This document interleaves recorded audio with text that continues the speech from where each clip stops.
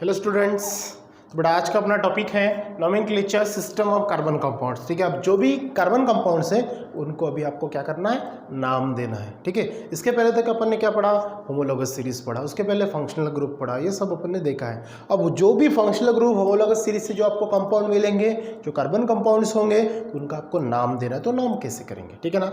जैसे कि आप ये ब्यूटीफुल वर्ल्ड में आए, ठीक है, जो आपका बर्थडे सेलिब्रेशन डेट होती है, तो उस दिन के बाद से आपको कुछ लोग आपके नाम से जानने लगे, ठीक है ना।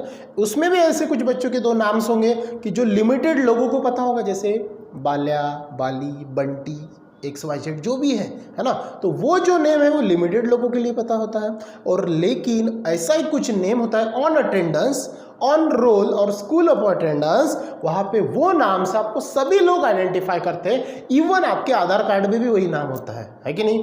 तो उसी प्रकार से जो भी आपके ऑर्गेनिक कंपाउंड्स है या फिर कार्बन कंपाउंड्स है, उसको भी आपको क्या करना होता है बेटा, नॉमेनक्लेट करना होता है, नाम देना होता है। तो यहाँ पे भी कुछ लिमिटेड नाम्स होते हैं और कुछ इंटरनेशनल लेवल के कुछ नाम्स होते हैं। तो जब भी अपन यहाँ पे नॉमेनक्लेचर, जब सिस्टम मतलब नॉमेनक्लेचर जो सिस्टम है कार्बन कंपाउंड्स की, यहाँ पे टू वेज से उसका नॉमेनक्लेचर करते हैं। कितने टाइप से बेटा, टू वेज से या फिर टू टाइप से। तो पहला आता है बेटा कॉमन नेम सिस्टम। कौन सा आता है, कॉमन नेम सिस्टम, ठीक है। उसी को ट्राइवियल नेम सिस्टम भी बोलते हैं, ये चीज ध्यान में रखना। कौन सी, ट्राइवियल नेम सिस्टम, ठीक है। आई थिंक आपके सिलेबस में होगा या नहीं होगा, आप देख लेना थोड़ा सा। लेकिन कॉमन नेम सिस्टम को ही बोलते हैं बेटा ट्राइवियल, और ट्राइवियल का मतलब होता है लिमिटेड, ठीक है। जो बहुत ही गिने चुने लोगों को नाम पता हो। जैसे आपका कोई निकनेम होता है घर में, है ना, तो बहुत से गिने चुने लोगों को पता होता है। लेकिन मैंने जो पहले बताया आपको कि जो आपका ऑन रोल अटेंडेंस होता है, फिर आधार कार्ड भी होता है, वो इंटरनेशनल या फिर नेशनल सभी लोग वही नाम से आपको आइडेंटिफाई करते हैं, ठीक है। तो पहला है बेटा कॉमन नेम सिस्टम और ट्राइवियल नेम सिस्टम, और दूसरा है जो IUPAC नेम सिस्टम। क्या बोला मैंने, IUPAC नेम सिस्टम, ठीक है, IUPAC नेम सिस्टम। अब यहाँ पे IUPAC का लॉन्ग फॉर्म ध्यान में रखना। I मतलब होता है international union of pure and applied chemistry. देख लो क्या है, तो यहाँ पे जो उसका नाम है वो international union of pure and applied chemistry, ठीक है। क्या बोला मैंने, IUPAC का long form international union of pure and applied chemistry. ये एक नॉमेनक्लेचर के दो मेथड्स होती है, ठीक है। तो फर्स्ट अपन देखते हैं कि भैया कॉमन नेम सिस्टम ये होती क्या है, ठीक है।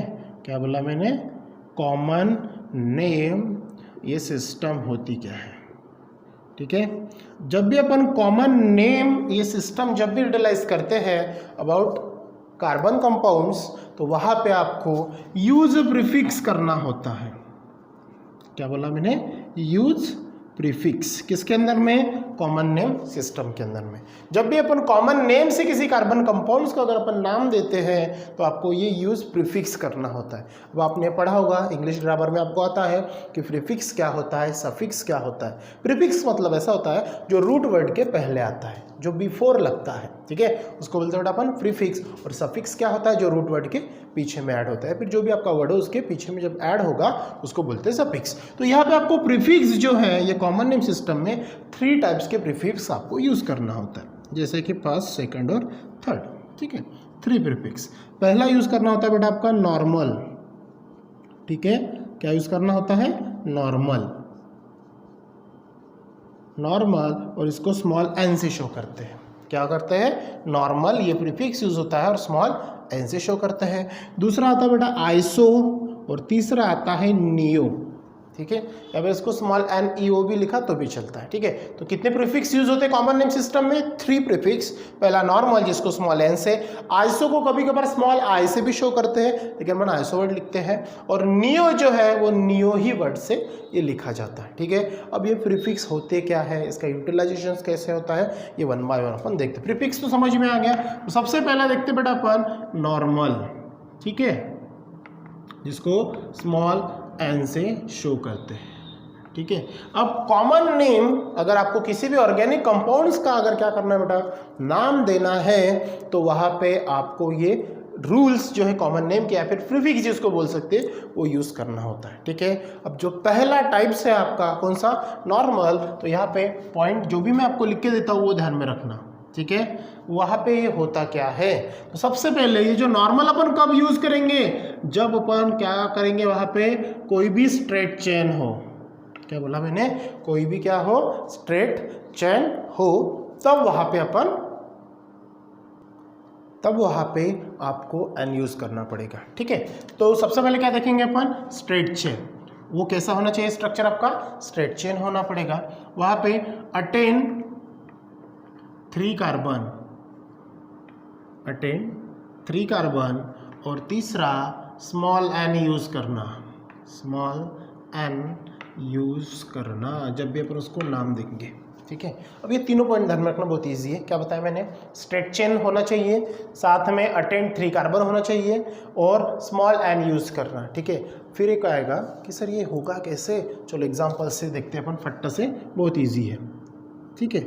एग्जांपल देखो, फर्स्ट मान के चलो ये कार्बन है आपका, ठीक है। कितने कार्बन से इसमें, 4 कार्बन है। अगर मैं यहाँ पे इसकी वैलेंसी फुलफिल कर दूँ तो इस प्रकार से आपको स्ट्रक्चर दिखेगा, ठीक है। ये कौन हो जाएगा आपका, ठीक है, हो जाएगा ऐसा। लेकिन एग्जाम में आपको इस प्रकार से नहीं आएगा, ये तो हो गया बेटा आपका स्ट्रक्चर और फॉर्मूला, लेकिन एग्जाम में आपको सीधा सीधा आएगा कि C2 या फिर ये कौन सा है, C4 है, C4H8, 3 3 6 और ये 4 10 हो जाएगा टोटल, ठीक है। ब्यूटेन का स्ट्रक्चर है ये, या फिर ये इसका तो हो गया मॉलिक्यूलर फार्मूला, या फिर आपका उसका लीनियर स्ट्रक्चर आएगा CH3 CH2 या फिर CH3, ठीक है। इस प्रकार से आएगा। अब इसका आपको नाम लिखना है। ये स्ट्रक्चर मैक्सिममली एग्जाम में ये वाला स्ट्रक्चर पूछते, ये वाला बहुत कम पूछते हैं, ठीक है। कभी कभार ये भी आया तो भी कंफ्यूजन नहीं होना, ये आया तो भी कंफ्यूज नहीं होना। ये लीनियर स्ट्रक्चर है, ये स्ट्रक्चरल फॉर्मूला। अब इसको आपको नाम देना है, कौन सा, by using common name system. ये तो आपका ऑर्गेनिक कंपाउंड है, क्यों ऑर्गेनिक कंपाउंड है, या फिर कार्बन कंपाउंड क्यों है, क्योंकि कार्बन है और हाइड्रोजन है, मतलब कार्बन कंपाउंड्स हो गया, ठीक है ना। इसमें भी अपन ये सैचुरेटेड है, क्योंकि कार्बन कार्बन के बीच में सिंगल बॉन्ड है तो सैचुरेटेड हो गया, तो उसका कोई यहाँ पे लेन देन नहीं, अपने को कॉमन नेम से उसको नाम देना है। और इन तीनों में से आपको प्रीफिक्स पहला एन यूज करना है, ठीक है। बाद में आइसो यूज करना है, बाद में नियो, कैसे कैसे 1 बाय 1 पढ़ाऊंगा। बाद में बहुत सारे एग्जांपल्स है, उसमें आपको आइडेंटिफाई करना है कि भैया इन तीनों में से कॉमन नेम में यहाँ पे प्रीफिक्स कौन सा ऐड होगा, जो भी एग्जांपल दिया रहेगा वहाँ पे। तो पहले 1 बाय 1 डिटेल में क्लियर करते हैं, फिर कॉम्प्लेक्स एग्जाम्पल या फिर मिक्स एग्जाम्पल में देखेंगे। तो यहाँ पे देखो बेटा क्या बोला है, 1 2 3 4। सबसे पहले क्या बोला, नॉर्मल में स्ट्रेट चेन होना चाहिए। कौन सी चेन है ये, देखो यस स्ट्रेट चेन है। बाद में अटेंड 3 कार्बन एटलीस्ट, बराबर है ना, एटलीस्ट चेन के अंदर में 3 कार्बन होना चाहिए, तब जाके अपन क्या करेंगे, नॉर्मल यूज करेंगे। और नॉर्मल का स्मॉल एन यूज करना। तो इसमें कितने कार्बन है, 1 2 3 4। कितने कार्बन है बेटा, 4। तो इसका नाम क्या बनेगा आपका, यस ब्यूटेन।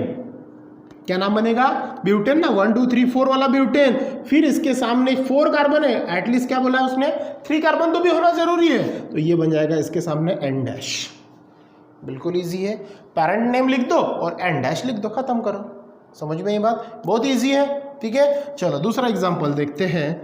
दूसरा एग्जांपल में मान के चलो 1 2 और 3 कार्बन ले लिए, ठीक है। अब 3 कार्बन वाला आपके पास में कौन आता है, यस प्रोपेन आता है। 3 कार्बन वाला कौन आएगा आपके पास में, प्रोपेन आएगा।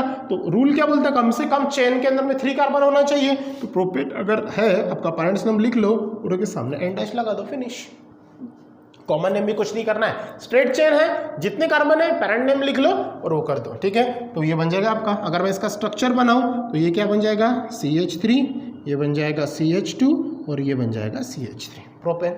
अगर 2 कार्बन है, थर्ड एग्जांपल देखो, CH3 CH3, ठीक है। अब ये क्या होगा, 2 ही कार्बन है, बस 2 ही कार्बन है ना। अब क्या बोला, कम से कम कितने होने चाहिए, बोलते चेन के अंदर में 3।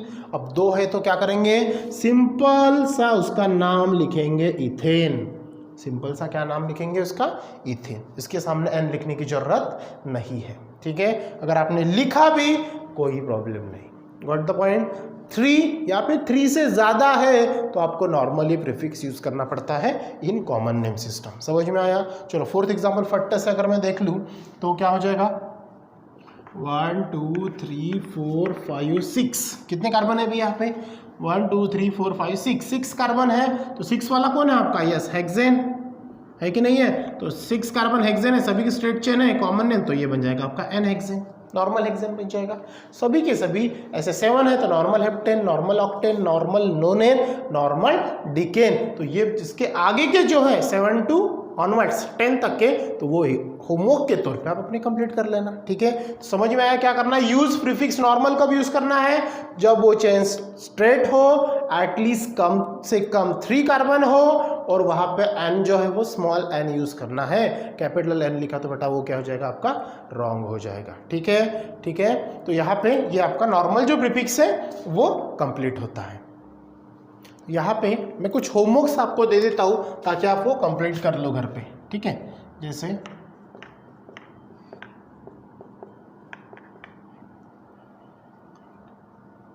इसको आपको पूरा कंप्लीट करना है, इसका लीनियर स्ट्रक्चर चेन लिखना है। जैसे ये चेन लिखा ना मैंने, उसी पैटर्न से आपको ये कंप्लीट करना है, बाद में उसका नाम लिखना है। ठीक है, उसके बाद में